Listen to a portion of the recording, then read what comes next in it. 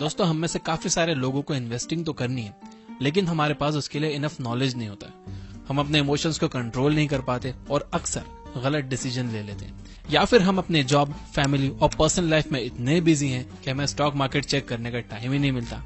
इस केस में एसआईपी आपकी हेल्प कर सकती है। एसआईपी का फुल फॉर्म होता है सिस्टमेटिक इन्वेस्टमेंट प्लान। इसकी हेल्प से आप बिना किसी नॉलेज के इन्वेस्टिंग स्टार्ट कर सकते हो। इसमें ना तो आपका एक भी सेकंड का टाइम जाएगा और ना ही आपको स्टॉक मार्केट्स के अप्स एंड डाउन को मॉनिटर करना होगा। इस वीडियो में मैं आपको एसआईपी का पूरा नॉलेज दूंगा। मैं आपको बताऊंगा कि किस तरह से आप एसआईपी की हेल्प से फॉर्चून बिल्ड कर सकते हो। हम देखेंगे कि एसआईपी क्या होता है, इसमें कौन से रिस्क हो सकते हैं, इसमें आपको कितने पैसे लगाने चाहिए और साथ ही इससे आपको कितने रिटर्न मिल सकते हैं। और हाँ, मैं आगे बढ़ने से पहले बता दूं कि इस वीडियो को किसी ने स्पॉन्सर नहीं किया। डिस्क्रिप्शन में या कमेंट्स में कोई भी एफिलिएट लिंक नहीं है। मैं ये वीडियो बना रहा हूँ सिर्फ आपको हाई वैल्यू इन्फॉर्मेशन देने के लिए। तो इस बात पर अगर आपको लगता है कि ये वीडियो आपका वैल्यूएबल लाइक डिजर्व करता है तो लाइक जरूर करना।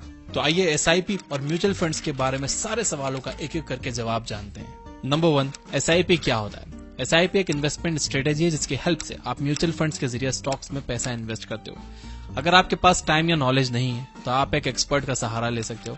आप अपने पैसे एक एक्सपर्ट को दे दो जो कि अपना टाइम और नॉलेज लगाकर आपके पैसे अच्छे से इन्वेस्ट करेगा। वो आपके प्रॉफिट्स का कुछ हिस्सा अपने पास रख लेगा और बचे हुए प्रॉफिट्स आपको दे देगा। इसका मतलब ये भी है कि अगर उस एक्सपर्ट के इन्वेस्टमेंट डिसीजन से आपको नुकसान होता है तो आप उसे एक भी रुपया नहीं दे रहे होंगे। लेकिन हर एक म्यूचुअल फंड के रूल्स अलग होते हैं और अच्छा होगा कि आप इन्वेस्टमेंट करने से पहले उनकी फीस के बारे में पढ़ लो। एक बार आपने अपना म्यूचुअल फंड सिलेक्ट कर लिया तो आप अपना एसआईपी बनाओ। एसआईपी में आप एक फिक्स्ड अमाउंट को हर महीने म्यूचुअल फंड में इन्वेस्ट करते रहते हो। मान लो कि आप 5,000 की एसआईपी करना चाहते हो। आप अपने अकाउंट में ऑटो डेबिट लगा सकते हो जिससे हर महीने आपके अकाउंट से 5,000 कट के आपके एसआईपी में ऑटोमेटिकली इन्वेस्ट होते रहेंगे। एक बार आपने अपना एसआईपी सेट कर दिया तो आप उसे भूल जाओ। अब वो हर महीने आपके अकाउंट से डेबिट होता रहेगा और आप आराम से अपनी जॉब, अपने बिजनेस या अपनी पढ़ाई पर फोकस कर सकते हो। नंबर 2, कौन सा म्यूचुअल फंड बेस्ट होता है? म्यूचुअल फंड्स 2 तरह के होते हैं, एक्टिवली मैनेज्ड फंड्स और पैसिवली मैनेज्ड फंड्स। जैसा कि आप नाम से ही समझ गए होंगे, एक्टिवली मैनेज्ड फंड में एक एक्सपर्ट लगातार अपनी नॉलेज और मार्केट के मूवमेंट्स के हिसाब से पैसे इन्वेस्ट करता रहता है। दूसरी तरफ पैसिवली मैनेज म्यूचुअल फंड्स में आप पैसे लगाकर भूल जाते हो और उसे 10-15 साल के बाद ही निकालते हो। पैसिवली मैनेज्ड म्यूचुअल फंड्स को इंडेक्स फंड्स भी कहा जाता है। इन म्यूचुअल फंड्स में आप देश के टॉप 50 कंपनीज में पैसे लगाते हो। आप ये अज्यूम करके चलते हो कि किसी भी कंट्री की present top 50 companies long term में बेटर परफॉर्म करेंगी ही। इंडिया के इंडेक्स को निफ्टी 50 कहा जाता है। यहाँ पर आपको लग रहा होगा कि एक्टिवली मैनेज फंड्स बेटर होते हैं क्योंकि उसमें एक्सपर्ट्स हमेशा काम करते रहते हैं। ज्यादा काम करने की वजह से उन्हें रिटर्न्स भी ज्यादा मिलते होंगे, लेकिन ऐसा नहीं है। शॉर्ट टर्म में हो सकता है कि एक्टिवली मैनेज्ड म्यूचुअल फंड्स ज्यादा प्रॉफिट कमा रहे हो, लेकिन लॉन्ग टर्म में वो पैसिवली मैनेज्ड म्यूचुअल फंड्स को बीट नहीं कर पाते। एक स्टडी में पाया गया है कि पिछले 20 सालों में 85% actively managed mutual funds index funds को बीट नहीं कर पाए। इसका मतलब ये है कि अगर आप इंडिया के टॉप 50 कंपनीज में पैसा लगाकर उसे 20 साल के लिए छोड़ दो और दूसरी तरफ एक्टिवली मैनेज्ड म्यूचुअल फंड में 20 साल के लिए पैसा लगाते रहो तो इसके चांसेस बहुत हाई हैं कि आपको फर्स्ट केस सिनेरियो में ज्यादा प्रॉफिट्स मिलेंगे। सिर्फ 15% एक्टिवली मैनेज्ड म्यूचुअल फंड्स ही इंडेक्स को बीट कर पाते हैं, लेकिन ये 15% भी नेक्स्ट 20 साल में इंडेक्स को बीट कर पाएंगे या नहीं, इसकी कोई गारंटी नहीं है। इनफैक्ट वॉरेन बफेट खुद कहते हैं कि अगर उन्हें अपनी इन्वेस्टिंग जर्नी फिर से स्टार्ट करनी होगी तो वो इंडेक्स फंड्स के साथ ही करेंगे। नंबर 3, एसआईपी की हेल्प से आपको कितने रिटर्न्स मिल सकते हैं? आपको कितने % का रिटर्न मिलेगा, ये 3 मेन फैक्टर्स पर डिपेंड करता है। ए, आप कितने रुपए मार्केट में लगाते हो? आप जितने ज्यादा पैसे मार्केट में लगाओगे आपको उतने ज्यादा रिटर्न्स मिलेंगे। बी, आप कितने टाइम तक पैसे मार्केट में लगाते हो? एक बार पैसा लगाकर उसे एक हफ्ते में ही निकाल लेने से आपको कोई खास रिटर्न नहीं मिलने वाले। दूसरी तरफ अगर आप 20 साल तक हर महीने अपने एसआईपी भरते रहते हो तो आपको अच्छे खासे रिटर्न्स मिल सकते हैं। सी, मार्केट की कंडीशंस कैसी है? अनफॉर्चुनेटली इसे कंट्रोल करने के लिए आप कुछ भी नहीं कर सकते। आपके कंट्रोल में यह है कि आप कितने पैसे लगाते हो और कितने टाइम तक लगाते हो और किस फंड में लगाते हो। अगर ये तीनों चीजें अच्छी हैं तो आपके रिस्क काफी हद तक कम हो जाते हैं, लेकिन वो जीरो नहीं होते। मार्केट कंडीशंस हमेशा फ्लक्चुएट करती रहती है और इस वजह से आप जो भी पैसे लगाओगे उसे खोने का एक रिस्क हमेशा बना रहेगा।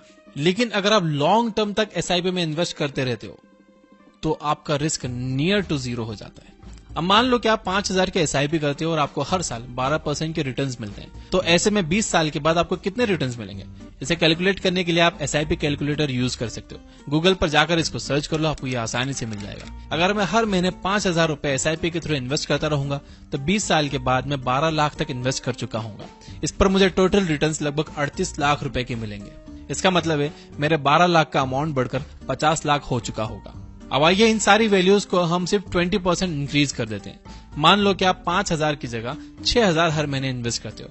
मान लो कि आप 20 साल के लिए नहीं बल्कि 24 साल के लिए पैसे लगाते हो, और मान लो कि रिटर्न्स आपको फिर भी 12% ही मिल रहे हैं, क्योंकि ये मार्केट कंडीशंस पर डिपेंड करता है और इसे कंट्रोल करने के लिए हम कुछ नहीं कर सकते।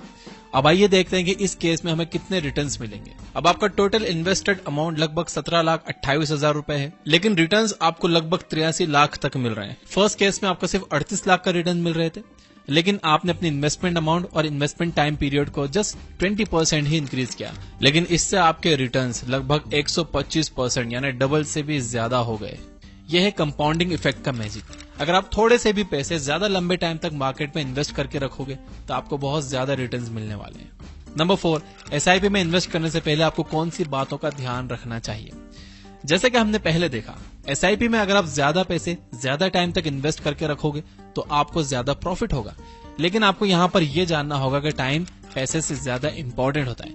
मतलब अगर आप थोड़े से पैसे ज्यादा टाइम के लिए लगाओगे तो आपको अच्छे प्रॉफिट्स मिलेंगे, लेकिन अगर आप बहुत सारे पैसे थोड़े से टाइम के लिए लगाओगे तो इससे आपको कोई फायदा नहीं होगा। मैंने अपने दोस्तों की SIP जबरदस्ती शुरू करवाई है कि यार तुम शुरू करो, 20 साल बाद दुआएं दोगे मुझे। तो मैं आपको भी कह रहा हूँ कि अगर आप 500 रुपए से शुरू कर सकते हो ना, तो 500 रुपए से SIP शुरू कर दो। अगले सालों से 10% बढ़ाकर 550 रुपए कर देना, लेकिन शुरू करो। 20 साल बाद आप भी मुझे दुआएं दोगे। जितनी यंग एज में आप SIP करना शुरू कर दो, उतनी जल्दी आप फाइनेंशियली फ्री हो जाओगे और जिंदगी भर सिर्फ पैसे के पीछे ही नहीं लगे रहोगे यार। लाइफ एंजॉय करने का भी टाइम मिलेगा, घूमने फिरने का टाइम मिलेगा, फैमिली के लिए टाइम मिलेगा। So start as early as possible. और इसके साथ ही आप अपना एक इमरजेंसी फंड भी तैयार करते रहो, ये बहुत जरूरी है। अपने 6 महीने के एक्सपेंसेस कैश में अपने पास रखो। अगर कल आपके घर में किसी की तबीयत कुछ ज्यादा खराब हो गई, या आपको आपकी जॉब से निकाल दिया गया, या फिर आपके बिजनेस में लॉस होने लगा, तो कम से कम आप 6 महीने के लिए सिक्योर रहोगे। ऐसे में आपको मार्केट से पैसे निकालने की जरूरत नहीं होगी और किसी से उधार मांगने की भी जरूरत नहीं पड़ेगी। अगर आप अपने सारे पैसे लगा दोगे और कल को आपको जरूरत पड़ी तो आप मार्केट से पैसे फिर से निकाल लोगे। इससे हो सकता है कि आपको लॉस ही हो।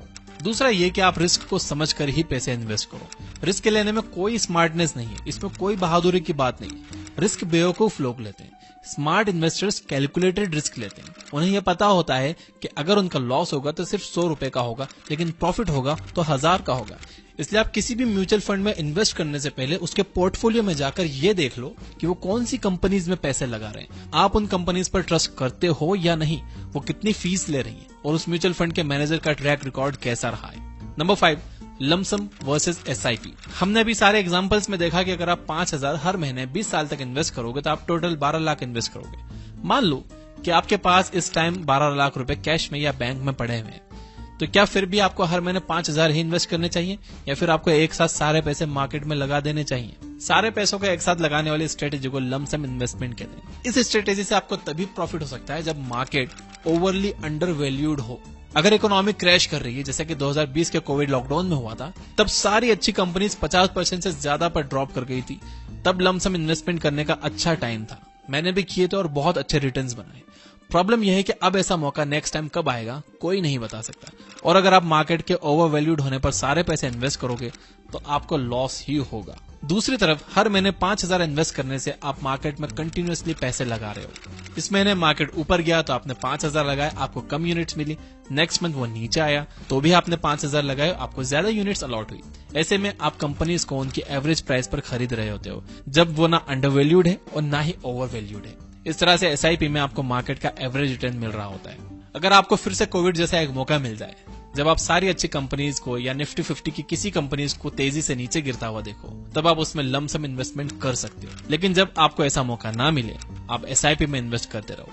याद रहे, आप जितनी जल्दी पैसे इन्वेस्ट करके उन्हें जितने ज्यादा टाइम तक मार्केट में रखे रहोगे, आपके पैसे उतने तेजी से ग्रो करेंगे। इसलिए परफेक्ट मूवमेंट का वेट मत करो, आज ही SIP में इन्वेस्ट करना शुरू करो। मेरा सजेशन आपको ये रहेगा कि आपकी जो इनकम है उसका 10% आपको इन्वेस्ट करना चाहिए और उस इन्वेस्टमेंट को आपको हर साल 10% से बढ़ाना चाहिए।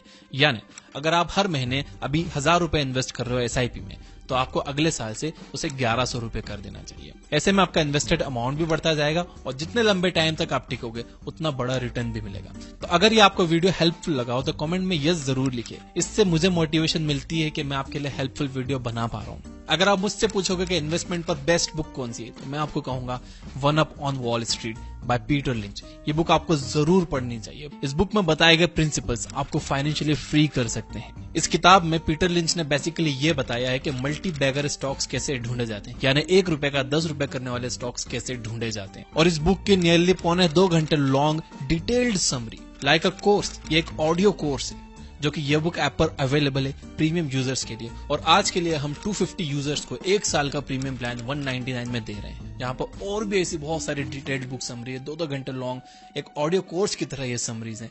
आप भले प्रीमियम लो या ना लो, लेकिन आपने ये जरूर चेक करने चाहिए। हमने वहां हर समरी का इंट्रोडक्शन दे रखा है कि आपको इसमें क्या सीखने को मिलेगा। अब अगर आप इंटेलिजेंट इन्वेस्टर बुक की समरी सुनना चाहते हो तो राइट साइड वाली वीडियो पे क्लिक करो, और अगर आप स्टॉक मार्केट को समझना सीखना चाहते हो तो लेफ्ट साइड वाली वीडियो पे क्लिक करो। इस वीडियो को ऑलरेडी 20 लाख लोग देख चुके हैं। Finally, you guys are amazing. Keep reading, keep learning, keep growing. Thank you for watching.